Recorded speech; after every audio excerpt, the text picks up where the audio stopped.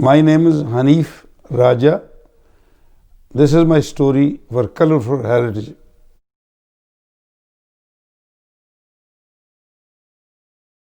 In 1953, I was born in Mirpur in Pakistan, where my father was posted during his army days. And I was born. Then we were shifted back to Mirpur, late 50s. And my education, primary education from village. Then my secondary education was in district, which is Mirpur. I educated in secondary school in Mirpur. Then college. After in 1965, there was a big dam which was called Mangala Dam. You probably heard of it. Was built. And once migration took place, separation between two Kashmirs. One was remain on this side and one was in other Srinagar side. I was part of the Pakistan side, which was divided in 1947. After my joining a college, I wanted to study further. On circumstance and economical reason that I was told, my father was still in army, that he shifted to police, and I wanted to come to Britain. So I had some family members like uncle, cousins living in London. So I traveled to London. Once I arrived in London, I was only 15. I didn't see the environment like I was adjusted to. So I used to have one other uncle who were living in Glasgow. So he asked me, why don't you come to Glasgow? And after 6 months, so I traveled by bus. I remember traveling to Glasgow. I moved to St. Vincent Street, 478, 1968, late 68. Glasgow was very dark, very steel industry, a lot of coal mines. The building was dark, but people were very nice, I would say. The people of Scotland, I remember standing in the street of Argyle Street one morning and a lot of people coming close to me, and there was it's not big Asian community that time, it was a small numbers, and I was just a youth, teenager type of, and people coming speaking to you, and it was something big change for me, especially coming from London. London was a city where Asian was moving in. So it was amazing welcoming to Glasgow, and it made me feel like I came from the village and I'm in village. When moving into Glasgow after a few weeks, I made myself very comfortable. Scottish accent was the difficult. I couldn't understand English, and especially when you come to England. But if you understand, if you have some background of education, you learn quickly. When I moved with my uncle, there used to be a 50 pence for dig money. They used to call it dig money. But my uncle moved away down south again because our whole family was on that side. So I was left alone myself as a young boy, looking for somewhere to work. And I couldn't work because I was only 15. I need to find something to change either my documents so I can work, because I couldn't do study until I go to the college. I needed some food money or dig money because nobody was, everybody was helping themselves. So finally, I find some place to live. Was not a problem because there was quite a lot of houses, but they charge 50 pence per room. It used to be a 50 pence, and they share food as well. You cook yourself, and the food was shared amongst one another. If you are 4 or 5 boys, they used to cook. One used to cook and bring the food together and combined sort of system. I got a job after saying to somebody, I'm 34 years, I'm now 18. I increased my age to find a job because there was no other way around. 1969 onward, I worked in buses when I got my job as a bus conductor. So it was different environment. For me, coming from Pakistan, everything was served, everything was given. We had a very hard-working Asian community in that time. There was a quite sort of united to one another. They used to help one another. People used to come to Britain. First thing, other people used to do, to collect money and give them a £5, a £10. People used to come, second day they become rich because they were getting £1 from one and each other, or £2, and they become about £200-300 in their pockets. And that sort of money they used to send back home as well. I remember having no food many times in night time.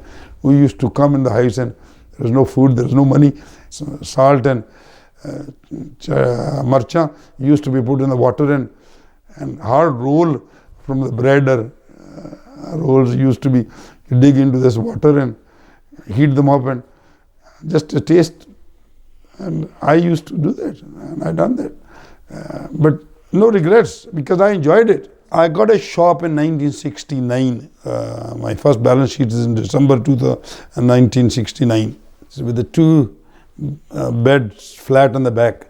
So that's where I moved in, and I started a shop. We used to earn about £300 a week. That was the turnover from 7 o'clock to 11 o'clock at night. And from there on, I moved on. I moved to West Lothian. I moved to Whitburn. I moved to Armandale, Bathgate. So I moved around. Then I had many shops. In 1971, I was quite comfortable. I was just wild in Glasgow. Did nothing, just buying shops and running around, spending my money. No responsibilities. I did florist, which was out of nowhere. Asian person doing a florist wholesale, buying wires and foams and flower. I moved to China, built an office there. I became an entrepreneur. I was the biggest supplier to Wiseman Dairy, and they are the biggest supplier of milk in Britain, no, in Scotland. They've got 31% market of Britain, and I was the only supplier. I created their trolleys, I created their uniform, I created everything. So commitment and knowledge of your products is very important. If you want to grow big, risk is important, product knowledge is very important. Don't get fear moving to multinational companies. You have access to every company that you want to go. But you need to have a proper products, proper management team, and proper structure before you can. Till 73, all of a sudden I had a phone call from my mom that she's not well and I have to come to see her. And that was after 5 years or so. And I'm missing them as well. So I thought, if she's not well, I better go. I went. And here was a marriage arrangement made, and it was all marriage to do with marriage. No, mom's not well. Here's the story. Mom was fine. The mom wanted her son to be married, so before he gets spoiled. And after my wedding, I was still close to my mom and shared everything with her. And for being close and being passionate, she was not like jelly bean type of things, with your son all the time. He gave me a freedom, but the message was, make me happy, don't make me sad, in sense, don't do anything bad which is not acceptable in societies. That was the message was given to me by both parents, my mom and dad. Do whatever you like, enjoy your life. We are not looking for anything from you, but we are looking for respect to be bring back. I joined Central Mosque in 1980 when we took the plot and we wanted to build this mosque. There was 2 organizations in 30s. There was one called Jamiyyat, one called Muslimin. Late 34, 40, I had written a brochure, which you probably have the copy of it. It was under my hospice 50 years, Golden Jubilee. I wrote the story on this, that these 2 organizations came together and called Jamiyyat Ittihadul Muslimin. And they were running from no structures, no nothing, just made a small constitution and they worked on it. First election was built and I became a first treasurer at Fateh Sharif Sahib. I was a young man. So from since 19 years I served in a Jamiyyat as a treasurer, secretary, chairman. We had over £1 million loan on mosque. 4 bank was involved, builder was involved. And we worked tirelessly, not for ourselves, for our generation, for you. That mosque now internationally known as a Glasgow Central Mosque in Scotland. Not only for Glasgow, Scottish people, for whole of the world is recognized. First mosque to be named as a street as well, Mosque Avenue. And that again is the achievement of the Muslim community. Jamil Mughal was a grandson of Mughal Sahib, who was a trustee of the mosque. Jamil was the first Hafiz to be produced by Hafiz Shafiq Sahib Hospice. Young, born, brought up in Glasgow, memorized the Quran. It was a very big thing for the Muslim community in Scotland. I was not a good prayer. I didn't pray 5 times a day when I came. My life changed when I went for Hajj. But I written an article when I came back from Hajj in 2012. I went to Hajj in 2012. I mean, I've been to Umrah. I visited mosques during this central mosque development. We went to Saudi for money. So I visited Saudi Prince Kings. But I went with the passion of doing a Hajj in 2012. And I wrote an article when I come back. What is the religion? Religion is a peace, belief, which consoles my soul and shows others that I'm a good human being or bad human being. That's the religion that I believe, and I always have been. I never hurt anybody, and I don't have any guilt in my mind that I steal from anybody. People doing a lot of things to make money, and that was not in my blood. Helping was my motto, and I achieved that goal, what I wanted to do, helping others. So then when I did the Hajj, I came back and I said to myself, I was sitting in Mecca, and I said, God has asked me to do 5 prayers. You're a human being, you can't do 5 prayers, 5 minutes for your God. And that changed my life for the praying. That changed my life for the human form as a zakat. I used to give money, just give few under £1,000 or £1,000, just a donation. But then now I calculate and I make sure that goes to the right people who deserve them, rather than giving to my servant to please me. So what zakat mean? I studied in zakat what zakat means. I studied what prayer says to me, myself. So these are the principles that you do things. Now I think religion, nobody stops you. My identity is I'm Pakistani. I think people should not compromise with their identity.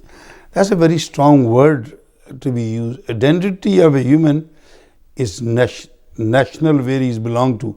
I belong to Pakistan, and my identity will remain Pakistani, Muslim. I don't hide. So why I should lose my identity? Nobody asks you to do. We just try to be more modern and try to undermine our identity. Nothing. I'm proud of to be Pakistani and remain Pakistani until I die. I think the Asian Scots themselves recognize the contribution that we made. This become a rich culture. This become a country of rainbow. Different flowers, different roses. And that has been acknowledged by having 5 councillors in Glasgow City Council. I am the Baillie of the city. Baillie is Deputy Lord Provost to the city. That is the changes that you see that we contributed to city, and they adopted us from BME community, ethnic minority community, to be part of this rainbow culture. Well, I'm a trustee of Pollock Shield Borough Hall, which is Maxwell Park. And I asked a trustee, why did you adopt us as a trustee? We are 2 elected members as a trustee. He says, we wanted to bring a wealth of knowledge of people. We have an architect, we have a lawyer, we have an engineer, we have a structural engineer, we have an accountant, we never had a politician. You need to show the community that we have a wealth of experienced people in our community which can contribute to and we need to involve those people, educationalists, bankers, professionals, doctors, engineers, so that we can show the world.